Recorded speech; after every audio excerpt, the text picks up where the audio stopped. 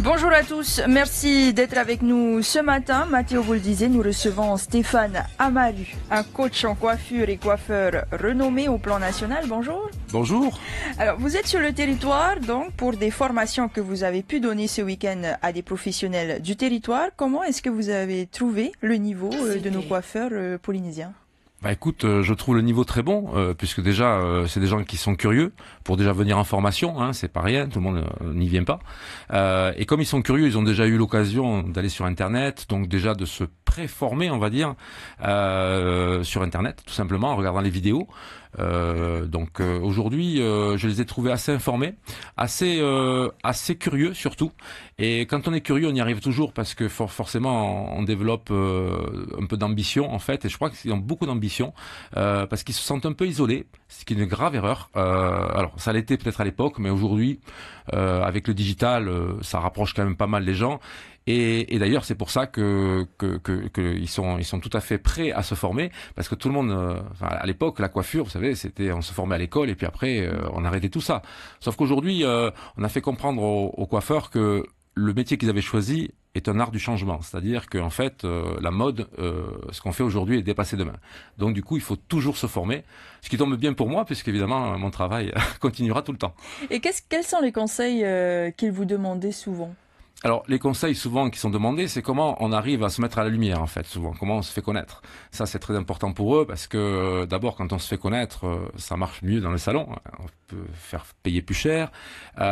Et surtout, les conseils techniques, des dernières techniques de coupe, puisque ça évolue énormément. Avant, on coiffait plutôt qu'on coupait, c'est-à-dire qu'en fait, c'était plutôt la coiffure. Et aujourd'hui, c'est un peu la coupe qui fait tout. C'est-à-dire qu'on est capable de faire des coupes à mémoire de forme, c'est-à-dire dont la forme revient vraiment qui limite la durée de temps de coiffage. Et ça, c'est important parce que tout le monde aujourd'hui est pressé. On a plus de temps qu'avant, mais on en a moins puisqu'on a multiplié nos activités. Et du coup, on a besoin d'aller vite aujourd'hui. Et la femme, notamment, puisque on la célèbre, je crois, a besoin d'aller très vite parce qu'elle travaille aussi, elle est active. Et donc, du coup, le temps est important. C'est pour ça que ces nouvelles techniques de coupe permettent de vraiment leur faire gagner du temps.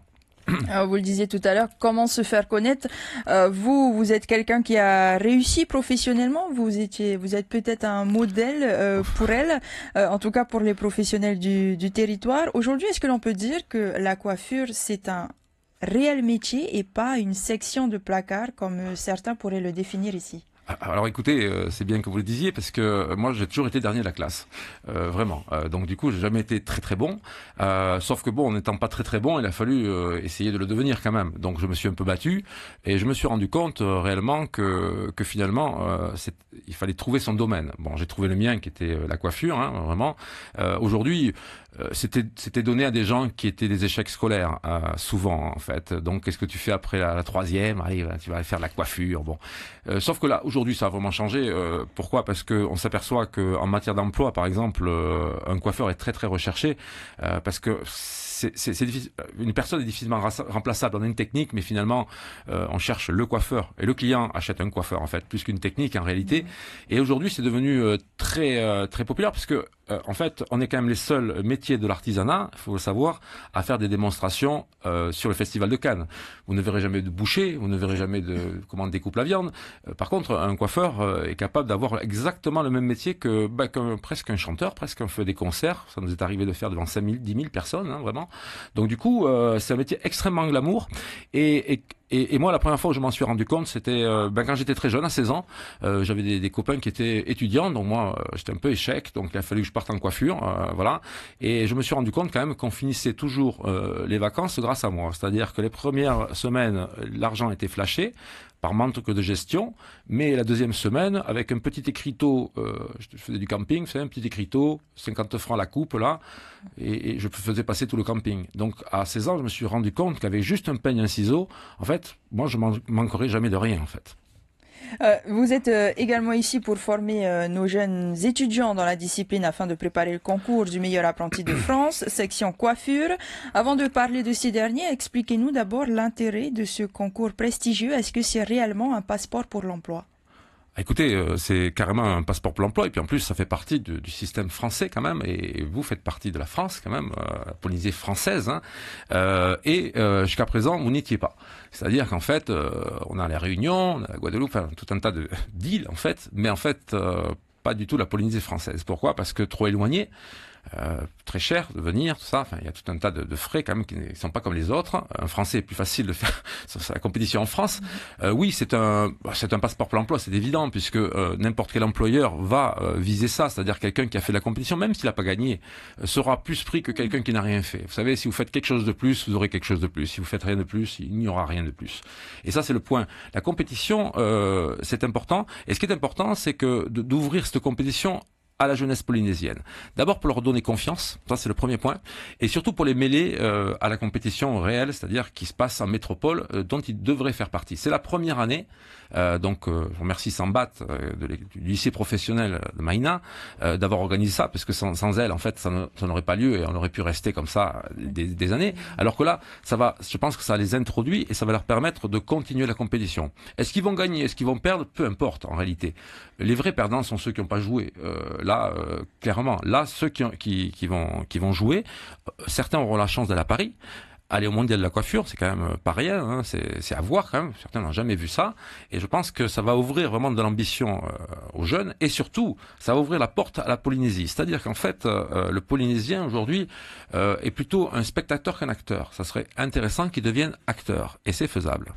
Donc c'est une réelle chance et opportunité aussi pour ces étudiants qui sont justement cantonnés dans ce pays situé à 20 000 km de la métropole. Écoute, je pense que c'est même une énorme opportunité. Moi, je sais que je les ai coachés, donc du coup, j'ai pu regarder qui ils étaient. Et j'ai fait passer mon message, évidemment, de leur dire que c'est une énorme chance qui se présente à eux. D'abord, d'avoir de la compétition, parce que c'est pas toujours le cas. Des fois, il n'y en a pas. Et s'il n'y a pas de compétition, en fait, on n'arrive pas à se faire connaître, je veux dire. Et que l'intérêt de la compétition, c'est non seulement de se faire connaître, mais aussi de faire du réseautage, c'est-à-dire d'être capable de rencontrer d'autres coiffeurs dans d'autres pays, de façon à pouvoir communiquer. Et je les encourage vraiment, toute la Polynésie, à se connecter sur Internet, parce que vraiment, c'est la solution réelle pour arriver, disons, à être pareil, en fait. Et aujourd'hui, clairement, Internet a cassé toutes les barrières de la distance. Et ça, c'est une chance pour vous. Vous le disiez, vous les avez rencontrés, vous les avez coachés. Comment est leur niveau? Alors leur niveau est très bon, je pense qu'il n'existe pas de mauvaises personnes. Je vous le dis franchement, il existe de mauvais éducateurs, certainement pas de mauvaises personnes. Vous savez, le plus difficile c'est le mental. C'est pas trop les doigts à la limite, on a des techniques pour ça. Le mental c'est un peu plus compliqué, c'est ça qu'on travaille souvent, le mental, c'est comme un sportif en fait en réalité. Le pire ennemi que ces gens auront seront eux-mêmes en fait, ce sera personne d'autre, c'est soi-même, son pire ennemi, c'est les décisions qu'on va prendre et la curiosité. Donc après, moi je suis coach et le boulot du coach, c'est quand même de motiver et de dire attends, t'es capable, n'aie pas d'esprit négatif là-dessus, puisque c'est négatif ça marchera pas. Par contre si c'est positif ça va fonctionner. Et puis vous savez, c'est pas une science exacte la coiffure. Ça dépend qui le regarde. Enfin, je veux dire, il n'y a pas de règles. Voilà. Donc du coup, pour moi, les 10 que je vais avoir, parce qu'il y en a 10 qui vont concourir, c'est lundi 12, donc, réellement, et bien en fait, ils ont déjà tous gagné pour moi. Déjà, c'est ceux qui n'ont pas participé, qui ont carrément perdu, parce qu'eux n'ont aucune chance de gagner. Par contre, les 10, il y en a certains qui vont gagner. Ils ont la chance de gagner. C'est comme un loto, ça, vous savez. Et du coup, ce qui est intéressant, c'est pour la suite aussi. C'est-à-dire, parce que là, c'est les deuxièmes années, vous savez, c'est la terminale en fait. Sauf qu'il y a les premières années qui assistent à ça. Et la première année, en assistant à ça, déjà, se prépare déjà à faire ça. Vous voyez ce que je veux dire? Donc déjà, il y a une préparation et la compétition, c'est quelque chose qui automotive. C'est-à-dire qui permet en fait d'éviter d'avoir un manager. Pourquoi? Parce que quand on a un but, on est beaucoup plus motivé que quand il n'y a pas de but. Autrement, on tourne en rond. Le fait d'avoir une compétition, d'aller à Paris, d'avoir ce challenge-là, eh bien, ça les fait travailler 2 fois plus, sans les faire travailler. Ce qui est intéressant, c'est la compétition transforme le métier de j'aime mon métier à je suis passionné par mon métier. Et ça, c'est toute la différence. Et ce sera le message de la fin. Vous l'avez dit, le concours régional, la sélection régionale aura lieu le lundi 12. Le concours national, lui, aura lieu à partir du mois de juin. Les lauréats sont récompensés dans le cadre emblématique de la Sorbonne en présence, entre autres, de personnalités du monde politique et économique. Une cérémonie qui a pour but de rendre hommage aux jeunes lauréats et de montrer au grand public que la formation professionnelle est une voie d'excellence, d'avenir et de réussite. Stéphane Amaru, merci d'avoir été avec nous ce matin. Vive la Polynésie. Merci à tous nos auditeurs et belle journée. C'était l'invité café, 7h30 du lundi au vendredi. Yorana, je m'appelle Hina.